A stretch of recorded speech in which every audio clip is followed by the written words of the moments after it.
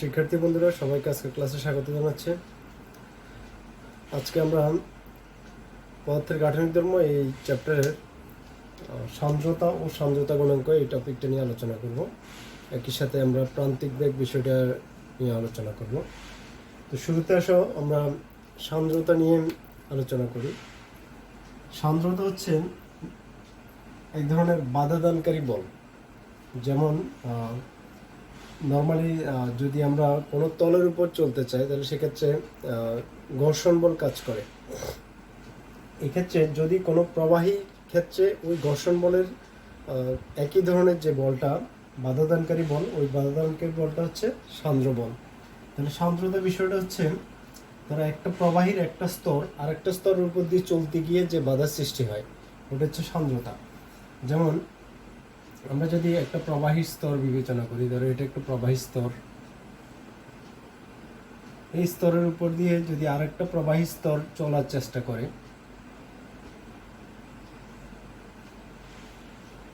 তাহলে একটা স্তরের উপর দিয়ে আরেকটা স্তর যদি চলতে চেষ্টা করে তাহলে দুই স্তরের মধ্যে আপেক্ষিক গতিতে একটা বাধার সৃষ্টি, এই বাধাটাকে বলা হয় সান্দ্রতা।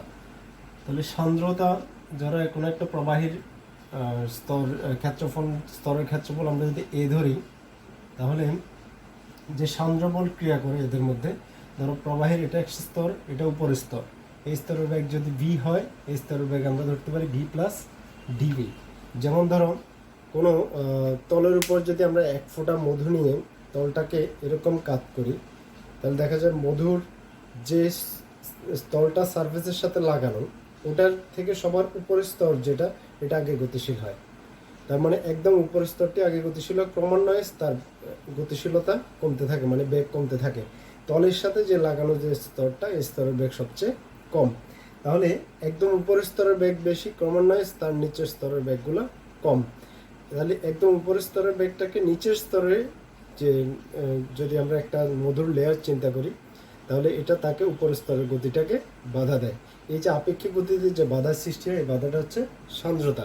তাহলে এখন এই তলের ক্ষেত্রফল যদি এ ধরি, তাহলে একটা তলের নিচের তলের ক্ষেত্রফল হচ্ছে বি, উপরের নিচের তলের ক্ষেত্রফলের বেগ হচ্ছে ভি, উপরেরটা হচ্ছে বি প্লাস ডিভি। এটার বেগ ক্রমান্বয়ে উপরে গেলে বেগ বাড়তে থাকবে।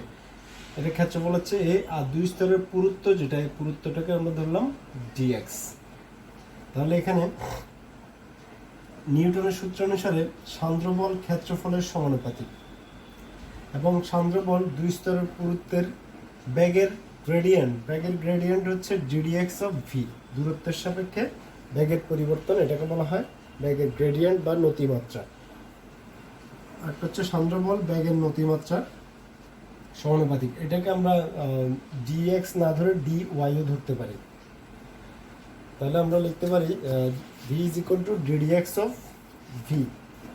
তাহলে এখান থেকে দুটাকে একসাথে সমন্বয় করলে আমরা পাবো এটা ইজ ইকুয়াল টু, এইটার সমানুপাতিক এ ডিবি বাই ডিএক্স। এটা না, এটা হবে বল, সান্দ্র বল ক্ষেত্রফলের সমানুপাতিক, সান্দ্র বল হবে বেগের নতিমাত্রার সমানুপাতিক।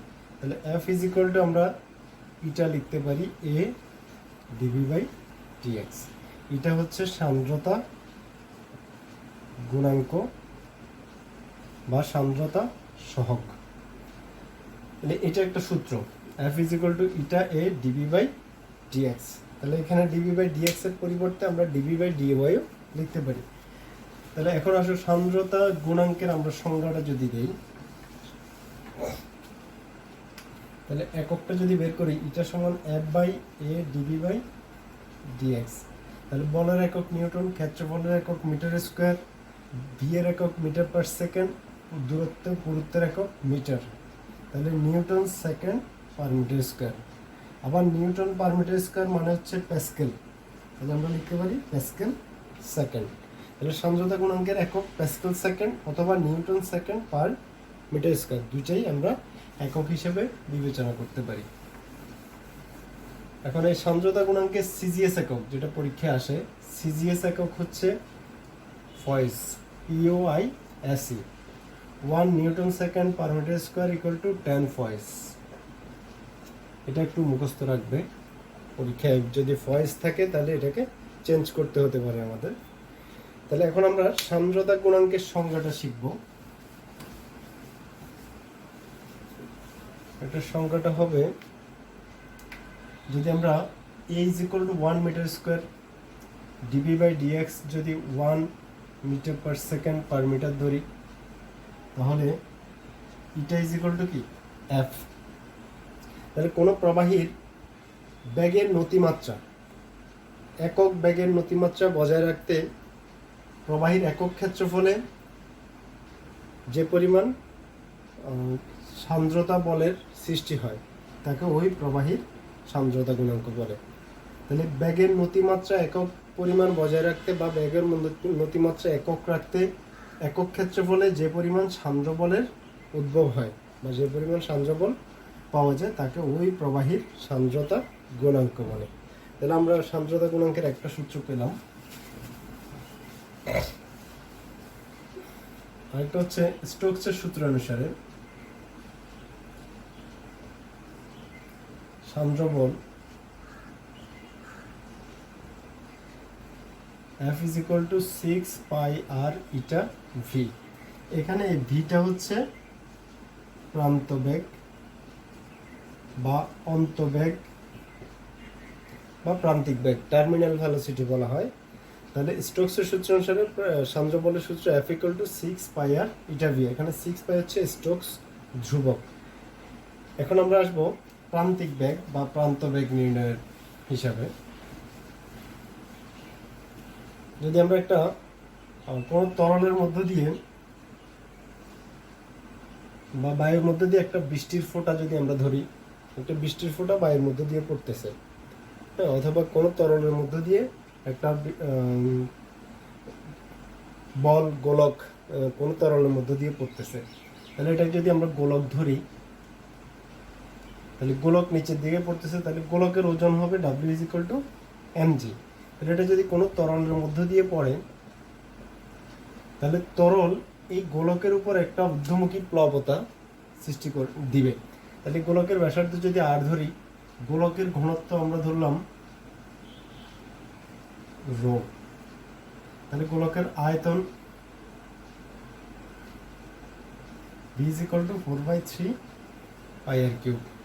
তাহলে গোলকের ঘনত্ব রো, গোলকের ব্যাসার্ধ যদি r ধরি, আমরা গোলকের আয়তন পেলাম 4/3 pi r কিউব। তাহলে এখন ঊর্ধ্বমুখী বল, ঊর্ধ্বমুখী প্লবতা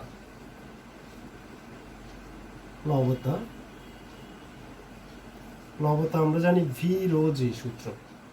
তাহলে এখানে রো হবে না, প্লবতার সূত্রের যে ঘনত্বটা এটা হচ্ছে তরলের ঘনত্ব। তাহলে তরলের ঘনত্ব আমরা ধরে নিলাম সিগমা, গোলকের ঘনত্ব রো, খেয়াল করো তরলের ঘনত্ব সিগমা, তাহলে ভি সিগমা জি। এখানে ভিটা হচ্ছে গোলকের আয়তন 4/3 pi r কিউব সিগমা জি। কারণ আর্কিমিডিসের সূত্র অনুসারে আমরা জানি বস্তুকে নিমজ্জিত করলে বস্তু সম আয়তনের তরল অপসারণ করে। তাহলে ঊর্ধ্বমুখী বল এটা পেলাম F। আবার সান্দ্র বল, যেহেতু এটা গোলকটি নিচে পড়ার সময় গোলকের গায়ে কিছু পরিমাণ তরল লেগে থাকবে এবং ওই তরলটা তার পার্শ্ববর্তী যে তরলের স্তর আছে তাকে বাধা প্রদান করবে, মানে সান্দ্র বল সৃষ্টি করবে। সান্দ্র বল আমরা জানি F equal to 6 pi r eta v। তাহলে এই সান্দ্র বলটা উপরের দিকে কাজ করবে। সান্দ্র বলকে যদি আমরা F প্রাইম ধরি বা প্লবতাকে আমরা F ধরলাম, সান্দ্র বলকে F প্রাইম ধরলাম, তাহলে দুইটা বলই উপরের দিকে কাজ করবে। তাহলে ঊর্ধ্বমুখী বল আর নিম্নমুখী হচ্ছে ওজন। যখন ঊর্ধ্বমুখী বল এবং নিম্নমুখী ওজন দুইটা সমান হয়ে যায়, অর্থাৎ সাম্য অবস্থায় উপনীত হয়, তখন বস্তুর উপর নিট বল শূন্য হয়। আর নিট বল যদি শূন্য হয়, according to F is equal to ma, net বল যদি শূন্য হয় a 0, মানে ত্বরণ শূন্য, তখন বস্তুটি প্রান্তিক বেগে পড়তে থাকে, মানে সমবেগে পড়তে থাকে। ওই সমবেগটাই হচ্ছে প্রান্তিক বেগ। তাহলে আমরা প্রান্তিক বেগ ডেফিনেশনটা এইভাবে দিতে পারি, যখন কোনো বস্তুর উপর ঊর্ধ্বমুখী ক্রিয়াশীল বল এবং বস্তুর নিম্নমুখী ক্রিয়াশীল ওজন দুটো সমান হয়ে যায়, তখন বস্তুর উপর নিট বল শূন্য হয়। এই অবস্থায় বস্তুটি সমবেগে পড়তে থাকে। এই বেগকে বস্তুর প্রান্তিক বেগ বা প্রান্ত বেগ বলে। তাহলে আমরা লিখতে পারি ঊর্ধ্বমুখী প্লবতা প্লাস সান্দ্র বল ইজ ইকুয়াল টু হচ্ছে নিম্নমুখী ওজন। তাহলে প্লবতা আমরা পাচ্ছি ভি রো জি, মানে 4/3 পাই আর কিউব সিগমা জি। সান্দ্র বল হচ্ছে 6 পাই আর ইটা ভি, ওজন হচ্ছে mg। তাহলে ওজনটা হচ্ছে গোলকের ওজন, খেয়াল করো। তাহলে 4/3 পাই আর কিউব সিগমা জি, সিগমা তরলের ঘনত্ব, 6 pi R eta V, M is equal to আবার লিখতে পারি রো ভি। এখানে রোটা হচ্ছে গোলকের ঘনত্ব বা বস্তুর ঘনত্ব। 4/3 পাই আর কিউব সিগমা জি, 6 পাই আর ইটা ভি, এখানে রো ভি হচ্ছে 4/3 পাই আর কিউব জি। তাহলে আমরা 4/3 pi R cube rho g minus 4/3 pi R cube sigma g is equal to 6 pi R eta v. প্রান্তিক ব্যাগটাকে আলাদা করে নিলাম, তাহলে এটাকে এই পাশে নিয়ে গেলাম আর এই টার্মটা এখানে থাকলো। এখন দেখো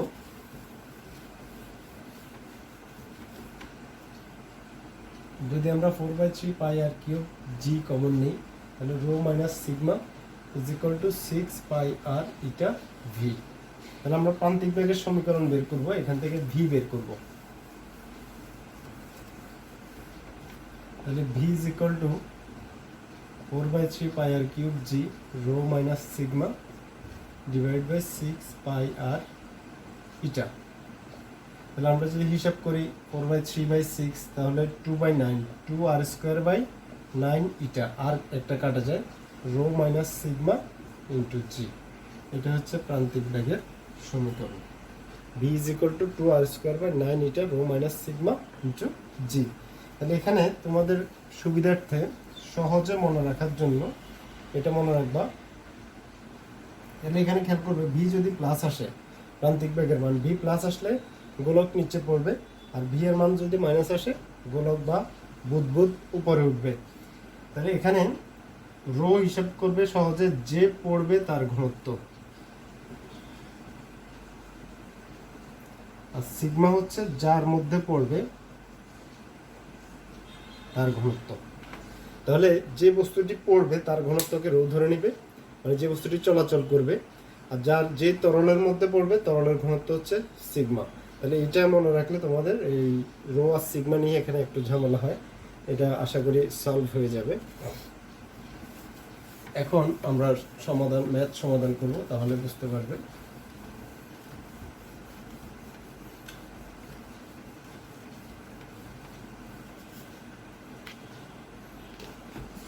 এখন অঙ্ক করব।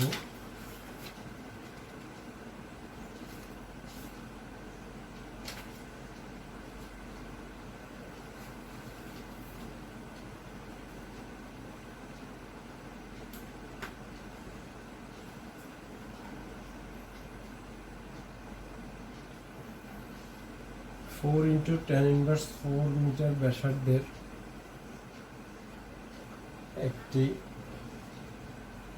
সীসার গোলক গ্লিসারিনের মধ্য দিয়ে 6.5 ইন্টু 10⁻3 মিটার পার সেকেন্ড অন্তবেগ নিয়ে পড়ছে। সীসা ও গ্লিসারিনের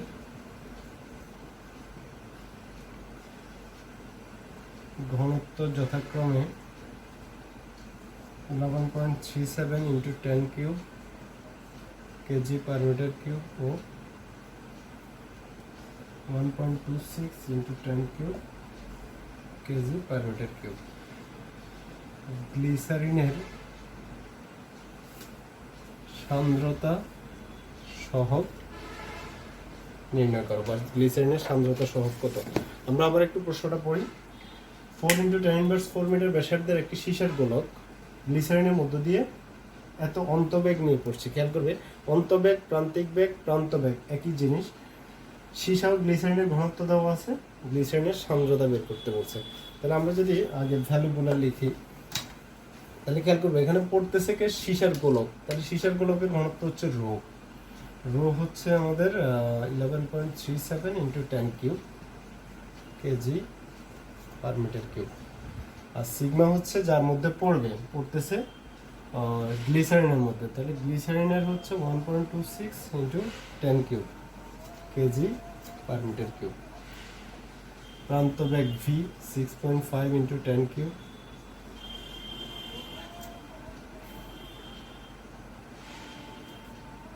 আর আর দেওয়া আছে 4 ইন্টু 10 ইনভার্স 4 মিটার। তাহলে আমরা এখন সমাধানে যাব।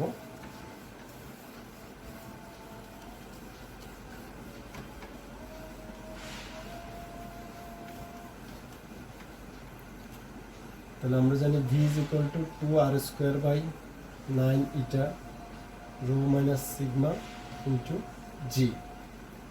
তাহলে ভি ইজ ইকুয়াল টু, আমরা তো বের করবো হচ্ছে eta is equal to 2r² / 9 v rho minus sigma into g. তাহলে আর মানে হচ্ছে 4 into 10 inverse 4 whole square, rho হচ্ছে 11.37 into 10 cube minus 1.26 into 10 cube into 9.8 divided by 9 into v হচ্ছে 6.5 into 10 cube, সরি এটা একক হবে মিটার পার সেকেন্ড। v এর unit 6.5 into 10 inverse 3, এটা ইনভার্স হবে। এখন আমরা ক্যালকুলেশন করব। আমরা যদি ক্যালকুলেটর ইউজ করি, minus into 9.8 into 4 into 10 inverse 4 whole square into 2 divide by 9 into 6.5 10 inverse 3, তাহলে 0.542 newton second per metre square. তাহলে এটা হচ্ছে আমাদের সান্দ্রতা গুণাঙ্ক। তাহলে একইভাবে আমরা যদি সান্দ্রতা গুণাঙ্ক দেওয়া থাকে আমরা প্রান্তিক বেগ বের করতে পারবো। তাহলে আরও দুইটা সূত্র আমরা শিখেছি আজকে। একটা হচ্ছে F is equal to 6 pi R eta v, আর একটা হচ্ছে F is equal to eta A dv by dx বা ডিবি বাই ডিওয়াই। ওই দুইটা দিয়ে আমরা যদি একটু সমাধান করি একটা ম্যাথ।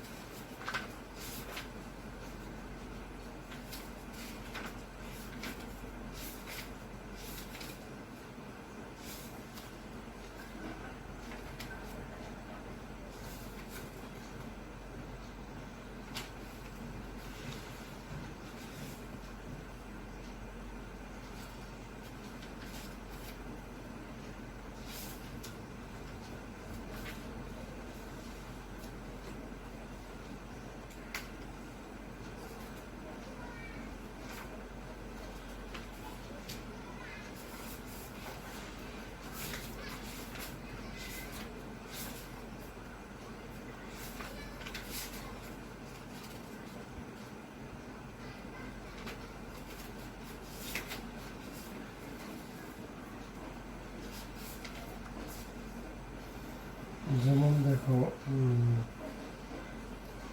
2 মিলিমিটার ব্যাসার্ধের একটি ধাতব গোলক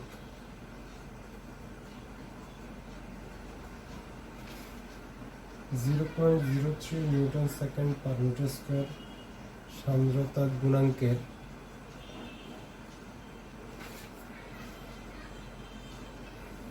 তরলের মধ্য দিয়ে 2 into 10 inverse 2 metre per second দ্রুতিতে গতিশীল হলে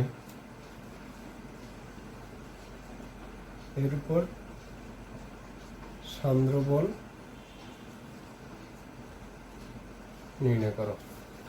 তো দেখো 2 মিলিমিটার ব্যাসার্ধের একটি ধাতব গোলক, তাহলে R ইজ ইকুয়াল টু হচ্ছে 2 mm, so 2 into 10 inverse 3 metre. সান্দ্রতা গুণাঙ্ক হচ্ছে eta 0.03 newton second per metre square. V দেওয়া আছে 2 into 10 inverse 2 metre per second, সান্দ্র বল F। তাহলে বুঝতে পারছো যে এখানে এফ ইকুয়াল টু যদি আমরা এটা ডিভি বাই ডিএক্স দিই, ডিভি বাই ডিএক্স এর ভ্যালু নেই, তাহলে আমাদের সূত্র দিতে হবে এফ ইকুয়াল টু 6 পাই আর এটা ভি। তাহলে 6 পাই এর ভ্যালু আমরা জানি, আর দেওয়া আছে, ইটাও দেওয়া আছে, ভিও দেওয়া আছে, সবগুলো মান বসিয়ে দিলে তোমরা এই অঙ্কের রেজাল্টটা পেয়ে যাবে। তাহলে এই তিনটা সূত্র নিয়ে আজকে কাজ করবে। তোমাদের বইতে অনেকগুলো ম্যাথ আছে, দেখবে ওই ম্যাথগুলো সমাধান করবে। তো এর সাথে আমাদের এই চ্যাপ্টার শেষ হলো, থিওরিটিক্যাল অংশ। আমরা আরও একটা ক্লাস দেখি সৃজনশীল প্রশ্নের উপর নেওয়া যায় কিনা, তারপরে আমরা নতুন চ্যাপ্টারে চলে যাব। এর মধ্যে তোমরা প্র্যাকটিসে থাকো এবং ভালো থাকবে সবাই। ধন্যবাদ সবাইকে।